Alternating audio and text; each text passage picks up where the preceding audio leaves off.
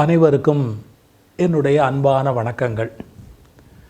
எந்த விஷயத்திலையுமே யார் ஜெயிச்சா யார் தோத்தா இப்படியே கேட்டு நாம் பழக்கப்பட்டிருக்கோம். யாருமே நிரந்தரமாக ஜெயிக்க முடியாது, யாருமே நிரந்தரமாக தோக்க முடியாது அப்படிங்கிற தெளிவு நம்மளில் பல பேருக்கு கிடையாது. அதாவது நிரந்தரமாக ஜெயித்தவங்க அப்படின்னு யாராவது ஒருத்தரை சொல்லி காட்டுங்க. எங்கேயோ ஒரு இடத்துல தோற்றுருப்பாங்க, கண்டிப்பாக தோற்றுருப்பாங்க. அதே மாதிரி தோற்றவங்க அப்படின்னா அவங்க ஏதோ ஒரு விஷயத்தில் ஜெயிச்சிருப்பாங்க. இந்த அணுகுமுறையே தோற்றா ஜெயிச்சதா, அது இந்த கோர்ட்டுக்கு போனால் யார் ஜெயிச்சா யார் தோற்றா இப்படியே கேட்டு நம்ம ரொம்ப பழகிட்டோம். இப்போ நான் உச்சநீதிமன்றத்தில் வந்த தீர்ப்பை பற்றி ஒரு சட்ட நிபுணராக இருந்து கொண்டு விளக்கம் சொல்ல முடியாது. ஏன்னா அந்த செக்ஷன் அதெல்லாம் எடுத்து நான் இப்போ சொல்லுவது பேசுவது சாத்தியம் இல்லை. ஆனால் ஒரு சில செய்திகள் மட்டும் உங்கள் முன்னாடி கொண்டு வரேன். அது தீர்ப்பு அல்ல. முதல் விஷயம் நம்ம புரிஞ்சிக்க வேண்டிய விஷயம், அது ஒரு ரிப்ளை. மிக உயர்ந்த பதவியில் இருக்கிற மாண்புமிகு குடியரசுத் தலைவர் நீதிமன்றத்தை பார்த்து, உச்ச நீதிமன்றத்தை பார்த்து சில கேள்விகள் கேட்குறாங்க. அதற்கு விளக்கம் பதில் நீதிமன்றம் சொல்லுகிறது. இதையே பல பேர் இன்னும் புரிஞ்சுக்கலை. அது ஒரு வழக்கோ வழக்கின் மீதான தீர்ப்போ அது அல்ல. அது ஒரு பக்கம் தள்ளி வச்சுருங்க. முதல்ல தெளிவு நம்ம அடைய வேண்டிய விஷயம், அது ஒரு விளக்கம். நம்முடைய கான்ஸ்டிடியூஷன், அதாவது அரசமைப்பு சட்டத்தை கையில் வச்சுக்கிட்டு அதை அடிப்படையாக கொண்ட ஒரு விளக்கத்தை உச்ச நீதிமன்றம் சொல்லுகிறது அப்படிங்கிறத நீங்கள் புரிஞ்சுக்கணும். ஏன்னா அது யாரும் தொடுத்த வழக்கு அல்ல. புரியுதா? அந்த தீர்ப்பு போய் யார் தோள் மேலே உட்காரும் அப்படிலாம் நம்ம ஆராய்ச்சி பண்ண முடியாது. அதாவது நம்முடைய மாண்புமிகு நம்முடைய குடியரசுத் தலைவர் ஒரு இன்னென்ன விஷயத்துக்கு எனக்கு விளக்கம் வேணும் அப்படின்னு கேட்குறாங்க. இது நீங்கள் முதல்ல புரிஞ்சுக்காங்க. சட்டப்பூர்வமான விளக்கத்தை குடியரசுத் தலைவர் பெற வேண்டும் என்றாலே உச்ச நீதிமன்றத்தின் நீதியரசர்களிடம்தான் அவர் கேட்டு தெரிந்து கொள்ள வேண்டி இருக்கிறது. இந்த பகுதியை முதல்ல புரிஞ்சுக்காங்க. ரைட். அதில் ரொம்ப முக்கியமான ஒரு விஷயத்தை உச்சநீதிமன்றம் தீர்வு சொல்லிச்சு. நாங்கள் ஒன்றும் ஜனாதிபதிக்கு மேலான அதிகாரமெல்லாம் உள்ளவங்க இல்லை. அழகாக இதுக்கு ஒத்துக்கிறதுக்கு ரொம்ப பெருந்தன்மை வேணும், உண்மையான இயல்பு வேணும். ஏன்னா இந்திய குடியரசுத் தலைவர் அப்படிங்கிறது ஒரு மரியாதைக்குரிய ஒரு பதவி. அவருடைய அந்த கேள்விக்கு பதில் அளிக்கிற போது தீர்க்கமாகவும் தெளிவாகவும் பதில் சொல்ல வேண்டிய பொறுப்பு நீதி அரசர்களுக்கு இருந்தது. அவங்கள பொறுத்த அளவில் அதை பர்ஃபெக்டாக அவங்க பண்ணியிருக்காங்க. விருப்பு வெறுப்புகள் எல்லாம் கடந்துட்டு அவங்க விடை சொல்கிறாங்க. இது மத்திய அரசுக்கு வெற்றியா மாநில அரசுக்கு வெற்றியா, இது என்ன கொஞ்சம் குழப்பிக்கக்கூடாது. ஒரு உண்மையை நீங்கள் புரிஞ்சுக்கணும். எந்த ஒரு விஷயத்தில் ஒரு நீதிபதியாக இருக்கிறவர்கள் சொல்லுகிற ஒரு செய்தியும் ரெண்டு பேருக்குமே சாதகமாக இருக்காது, ரெண்டு பேருக்குமே பாதகமாக இருக்கிறதுக்கு தான் வாய்ப்பு அதிகம். இதான் இன்றைக்கி இருக்கிற சூழ்நிலை. வெகுஜன விரோதி யார்? யதார்த்தவாதி. ஒரு பழமொழி இருக்குது. நீங்கள் உண்மையான ஒரு தீர்ப்பு அப்படிங்கிற மாதிரி ஒரு விஷயத்தை அணுகி இதுக்கு தாங்க சரின்னு சொன்னால் ரெண்டு பேருமே நம்மளை கோச்சிட்டு போயிடுவாங்க. இதுக்கெல்லாம் கவலைப்படாதவங்க தான் ஒரு விஷயத்தில் நியாயம்னா என்ன அப்படின்னு சொல்ல வேண்டியிருக்கும். ரொம்ப சிம்பிள். இப்போ ஒரு குழந்தைகிட்ட அப்பா அம்மா ரெண்டு பேரும் சண்டை போடுற போது உங்கள் அப்பா சொல்கிறது சரியா உங்கள் அம்மா சொல்கிறது சரியா அப்படின்னா அந்த குழந்தை என்ன சொல்லும்? உங்கள் ரெண்டு பேருக்குமே அறிவில்லை அப்படிங்கும். That is correct, that is correct. அந்த குழந்தையோட மனோநிலையில் அப்பாவும் அம்மாவும் சண்டை போட்டால் அந்த குழந்தை அதை எப்படி ஏற்றுக்க முடியும்? 1000 காரணம் இருக்கும் அம்மாவுக்கு, 1000 காரணம் இருக்கும் அப்பாவுக்கு. குழந்தையால் அதை எப்படி ஏற்றுக்க முடியும்? புரியுதா? ஸோ உண்மைகளை சொல்லுகிற போது ரெண்டு பேருமே அதிர்ச்சி அடைவாங்க, ரெண்டு பேருமே கோபப்படுவாங்க, அல்லது ரெண்டு பேருமே குற்ற உணர்வில் அப்படியே வெக்கி போயிடுவாங்க. இப்போ உண்மையிலேயே குற்ற உணர்வு யாருக்கு ஏற்பட்டிருக்கணும் அப்படிங்கிறத நீங்கள் கொஞ்சம் பாருங்கள். இந்த விளக்கத்தில் ஒரு தீர்ப்பு முன்னாடி இருந்த அந்த ரெண்டு பேருடைய பெஞ்ச் என்ன சொல்லிட்டாங்க? ஒரு குறிப்பிட்ட காலம் குறித்து அதுக்குள்ளே நம்முடைய ஆளுநர் பதில் சொல்லணும், அப்புறம் குடியரசுத் தலைவரும் பதில் சொல்லணும், காலக்கெடு விதித்தாங்க. அது உண்மையிலேயே அது முறை அல்ல. ஒரு மிக உயர்ந்த பதவியில் உள்ளவங்களுக்கு 3 மாதத்துக்குள்ளே பதில் சொல்லுங்கன்னு யார் உத்தரவு போட முடியும்? ஒரு கேள்வி இருக்குது. ரெண்டாவது என்ன கேள்வி இருக்குது அப்படின்னு கேட்டிங்கன்னா, கான்ஸ்டியூஷனில் இல்லாததை நீதிபதி எப்படி உச்சரிக்க முடியும்? எல்லாத்தையும் கான்ஸ்டியூஷன் சொல்லுது. அப்போ அதில் இல்லாத ஒரு விஷயத்தை இன்டர்பிரேஷன் சொல்லலாம். ஆனால் ஒரு டைம் அப்படின்னு அதை ஃப்ரேம் பண்ணுற போது அது அதிகாரம் ஆகிடுது. அதை நீதியரசர்கள் கையில் எடுத்துக்க முடியுமா அப்படின்னா, அந்த முந்தைய தீர்ப்பில் இருவர் கொண்ட தீர்ப்பில் அது ஒரு பெரிய கேள்விக்குறி. டைம் ஃப்ரேம், காலக்கெடு விதிக்க முடியுமா அப்படின்னா விதிக்க முடியாது, தெளிவாக சொல்லியாச்சு. இந்த விளக்கத்தில் நமக்கு கொடுத்துருக்குறாங்க. அதை ஏன்னு புரிஞ்சுக்கோங்க. ரொம்ப உயர்ந்த நிலையில் ஒரு பதவியில் இருக்கிறவங்கக்கிட்ட போய் 10 நாளைக்குள்ளே பதில் சொல்லுங்கள், 2 நாளைக்குள்ளே எங்களுக்கு அப்படின்னா சொல்ல முடியாது. ஆனால் நீங்கள் ஒன்றை புரிஞ்சுக்கணும், அதுக்காக அவங்களுக்கு காலக்கெடுவே இல்லைன்னு மொக்கத்தனமாக அர்த்தம் பண்ணக்கூடாது. எப்படி?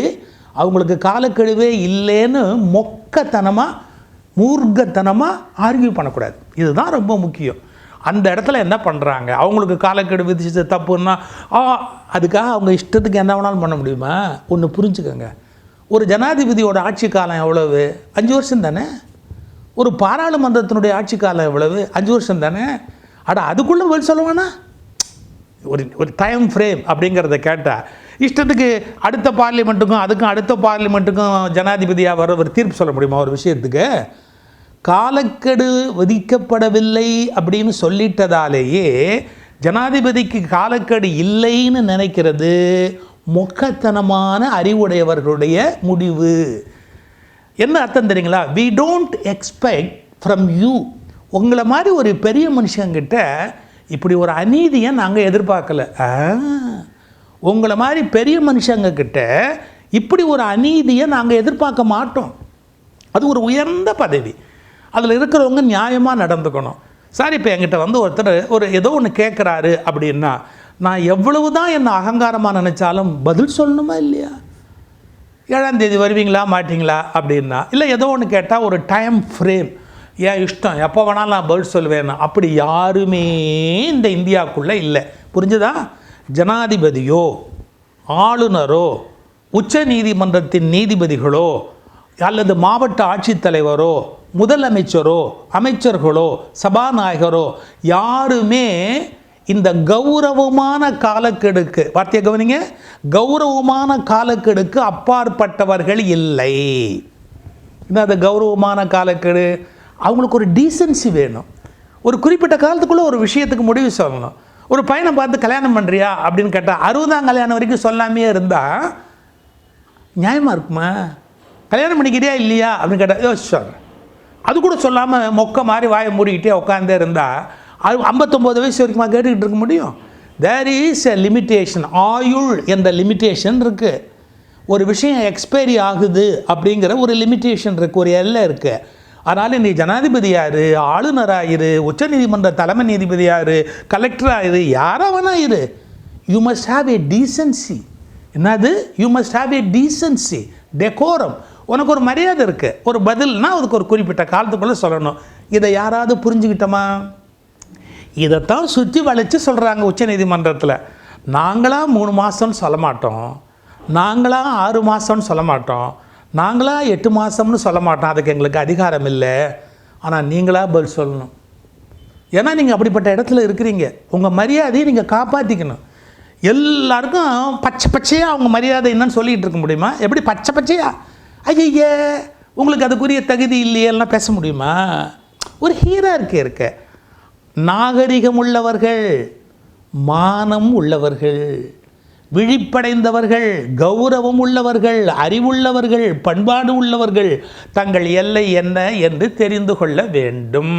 அந்த தீர்ப்பில் வாசகத்தில் இல்லை, ஆனால் எவ்வளவும் அதுக்கு உள்ளே இருக்குது. யாராவது கவனிச்சிங்களா?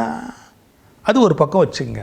நீ ஜனாதிபதியாகவே இரு, ஆளுநராகவே இரு, நாங்களாக உன்னை 3 மாதம் 6 மாதம்னு சொல்ல மாட்டோம். ஆனால் நீ பதில் சொல்கிறதுக்கு நீயா ஒரு காலக்கெடு விதிச்சுக்கணும்.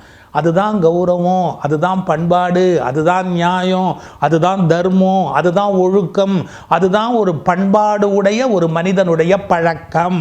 தள்ளி வச்சிருங்க. இப்போ அடுத்ததுக்கு வாங்க. ஆளுநரை பற்றிய விமர்சனங்களில் அவங்க என்ன சொல்கிறாங்க? There can not be 2 drivers அப்படிங்கிறாங்க. ஒரு கார் ஓட்டும் போது 2 டிரைவர் ஓட்டினா உருப்பிடுமாங்க? அது ட்ரையல் போகும்போது போர்டு போட்டு கற்றுக்கிற போது பரவாயில்ல, ஓட்டுற போதே ஓட்டுனா வச்சுங்களேன், ஒருத்த ஆக்சிலேட்டர் அமுக்கும் போது ஒருத்த பிரேக்கை அமுக்கிக்கிட்டே இருந்தால் கார் எங்கேயாவது ஓடுமா? ஒரு மாநிலத்தின் முதலமைச்சர் தான் டிரைவர், ஒரு மாநிலத்தின் சட்டமன்றம் தான் அந்த மிகப்பெரிய வண்டி. அந்த மாநிலத்தின் சட்டமன்றத்தில் நிறைவேற்றுவது என்பது மக்களுக்கு கொடுத்த சத்தியங்கள். அதனால் அவர்களது ஆட்சி காலத்துக்குள் அவர்கள் அதை நிறைவேற்ற வேண்டும். அப்போ ஓட்டி கொண்டு போகிறவர் யார்? அந்த மாநிலத்தின் முதல்வர். அவருக்கு ஆளுநர் இடையூறு செய்யக்கூடாது. இடையூறு செய்வதே ஒரு முழுநேர வேலையாக வைத்துக்கொண்டு ஆளுநர் முதல்வரை செயல்பட விடாதபடி அரசை நிறுத்துவது என்பது ஜனநாயகத்தை கேலிக்கூத்தாக ஆக்குகிற விஷயம். டெமோக்ரஸிங்கிறதுல நம்பிக்கை நமக்கு இருந்ததுன்னா இந்த தப்பை நம்ம பண்ண மாட்டோம். ஒரு மக்கள்கிட்ட போய் மேண்டேட் வாங்கிட்டு ஒருத்தர் வந்து உட்காடுறாங்கன்னா அவங்க வார்த்தைகளுக்கு நம்ம மரியாதை கொடுக்கணும். நியமிக்கப்பட்ட ஒரு பதவியில் இருக்கிறவங்க மக்கள்கிட்ட தேர்ந்தெடுக்கப்பட்டவங்கக்கிட்ட ஒரு மரியாதையோடு நடந்துக்கணும். இதை புரிஞ்சுக்கணுமா இல்லையா? இதெல்லாம் நான் பாருங்கள், நம்ம இந்த பகுதிகள்லாம் நமக்கு புரியலை. தெளிவாக சொல்லிட்டாங்க. ஒரு கவர்னர் வந்து எப்போ பார்த்தாலும் தான் சௌரியப்படியே வச்சு, அவர் என்ன மன்னரா? இது என்ன மன்னர் ஆட்சியா? அவர் சௌரியப்படி முடிவு சொல்வாருங்கிறதுக்கு அவருக்கு ஒரு ஒரு ஒரு எல்லை இருக்குது. மக்களுக்கு பதில் சொல்லி ஆகணும். அவர் தனி இல்லை, மத்திய அரசனுடைய ஒரு அங்கம் அவர். அப்போ மத்திய அரசு பதில் சொல்லணுமா இல்லையா? இது இன்னொரு கோணத்தில் பாருங்க. 2, எனவே ஆளுநருடைய பொறுப்பற்ற மௌனத்தை ஏற்றுக்கொள்ள முடியாது. சரி, அதே நேரத்தில் ஆளுநருக்கு அதிகாரமே இல்லையான்னா கான்ஸ்டியூஷன் படி இருக்குது. என்ன இருக்கிறது என்னங்கிறது தெளிவாக சொல்லியிருக்காங்க. அவர் என்னென்ன பண்ணலாம் அப்படிங்கிறதும் அதெல்லாம் லா ஸ்டூடெண்ட்ஸுக்கு தான் தேவை. அதெல்லாம் அவங்க சொல்லியிருக்கிறாங்க. இப்போ நம்ம ஒரு முடிவுக்கு வருவோம். பிரச்சனைங்கிறது எதனால் ஏற்படுது அப்படின்னா, அரசமைப்பு சட்டத்தினுடைய வார்த்தைகளில் பிரச்சனை இல்லை. அகங்காரம் உள்ளவர்கள் பதவிகளில் உட்கார்ந்து கொள்ளுகிற போது செய்கிற அழிச்சாட்டியம்தான். அகங்காரம் உள்ளவர்கள் பதவிகளில் உட்கார்ந்து கொள்ளுகிற போது பண்ணுகிற அழிச்சாட்டியம்தான் எல்லா பிரச்சனைகளுக்கும் காரணம். அவர் constitution is so powerful, very clear, beautifully written, எல்லாம் பக்கமாக பண்ணி வச்சுருக்குறோம். பண்பாடற்றவங்க வந்து பதவியில் உட்கார்ந்துக்கிட்டாங்கன்னா ஒன்றுமே பண்ண முடியாது. எல்லா விஷயங்களையும் நம்ம ஒன்றும் காப்பாற்ற முடியாது. அதை புரிஞ்சுக்கங்க. மனித நாகரிகத்தை நாம் புரிஞ்சு கொள்ள வேண்டும். சரி, யார் தோற்றார் யார் வென்றார்லாம் கேட்கக்கூடாது. இதில் என்ன தெளிவாக சொல்லியிருக்காங்கன்னா, ஜனாதிபதிக்கும் ஆளுநருக்கும் நாள் குறிக்க முடியாது, ஆனால் அவர்களாக உரிய காலத்தில் பதில் சொல்ல வேண்டும். புரிஞ்சுக்க வேண்டிய விஷயம். ஆளுநர்கள் தங்களை ஓட்டுநர்களாக நினைத்து கொள்ளக்கூடாது. மாநில அரசுகள் தான் ஓட்டுநர்கள். என்னங்க வழவழா குழகுழா வழவழா குழகுழான்னு பேசியிருக்காங்களே அப்படின்னா புரிஞ்சுக்கோங்க. ஒரு நீதிபதி இப்படி தான் சொல்ல முடியும். மற்றதெல்லாம் அறிவுள்ளவங்க தான் புரிஞ்சுக்கணும். ஒரு நீதிபதி இப்படி தான் சொல்ல முடியும். மற்றதெல்லாம் அறிவுள்ளவங்க, மானம் உள்ளவங்க, கௌரவம் உள்ளவங்க இதுக்கான அர்த்தத்தை புரிஞ்சுக்குவாங்க.